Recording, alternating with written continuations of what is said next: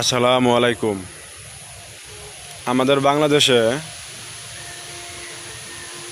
মহিলারা যা শুরু করছে, ছেলেরা মনে হয় ভালো থাকবে না। কারণ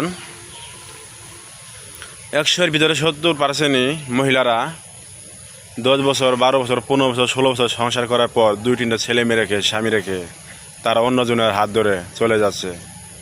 কেউ আবার স্বামী অফিসে যায়, কাজে কামে যায়, তার স্ত্রী অন্যজনের ছেলের সাথে পরকীয়া করে।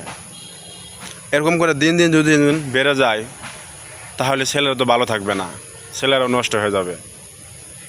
মেয়েদের যদি ধর্ষণ মামলা হয়, নারী নির্যাতন মামলা হয়, যৌতুক মামলা হয়, তাহলে ছেলেদেরও একটা আইন করা উচিত।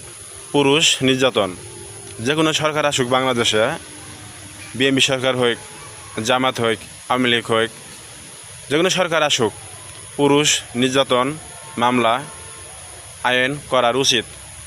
তা নাহলে ছেলেরা ভালো থাকবে না। যে কোনো সরকার আসুক, আমি চাই আমাদের বাংলাদেশে এর আইন যদি না করেন, তাহলে ছেলেরা ভালো থাকবে না, সুখে থাকবে না। কারণ একটা মেয়ে 2-3টা ছেলে মেয়ে রাখে চলে যাচ্ছে, সে তো ভালোই থাকবে। তার স্বামীর কি হবে? স্বামী নয় ভালোটা বিয়ে করলো, ছেলে মেয়েগুলা কী করবে? তারা তো অসহায়, তারা তো রীতিম হয়ে যাবে, তাদের দিন ভালো যাবে না। এই জন্য আমরা যে কোনো সরকার আসুক বলবো, আপনারা বাংলাদেশে একটা নিয়ম আইন করেন, পুরুষ নির্যাতন মহিলারা যেন না ছেড়ে যেতে পারে।